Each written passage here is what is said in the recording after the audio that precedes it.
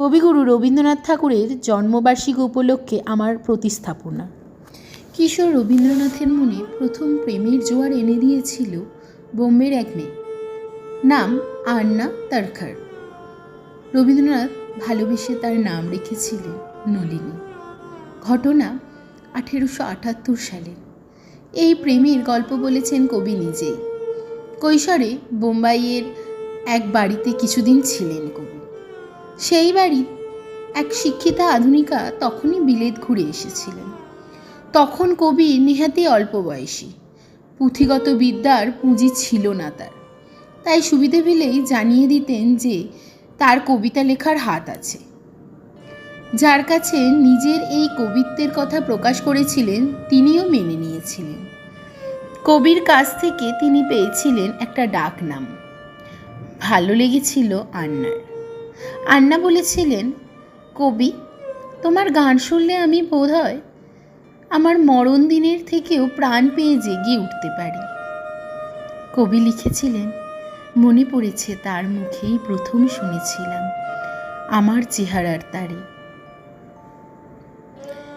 একবার আমাকে বিশেষ করে বলেছিলেন, একটা কথা আমার রাখতেই হবে, তুমি কোনোদিনও দাড়ি রেখো না, তোমার মুখের সীমানা যেন কিছুতেই ঢাকা না পড়ে।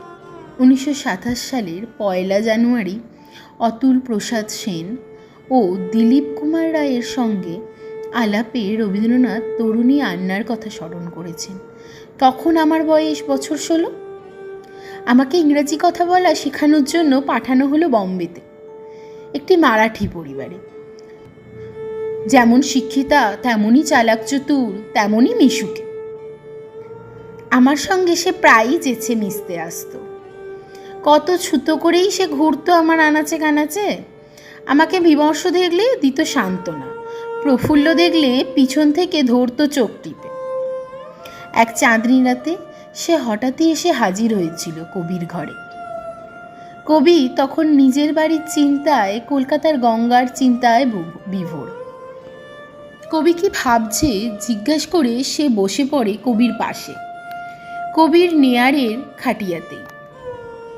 চিন্তামগ্ন কবির সঙ্গে কথাবার্তায় জুত না পেয়ে তরুণী আন্না প্রস্তাব দিয়েছিল, আচ্ছা আমার হাত ধরে টানো তো, টাগ অফ ওয়ারে দেখি কে যেতে। কবি তার খেয়ালিপনার সঙ্গী হয়েছিলেন। পরে বলেছিলেন, আমি সত্যিই ধরতে পারিনি।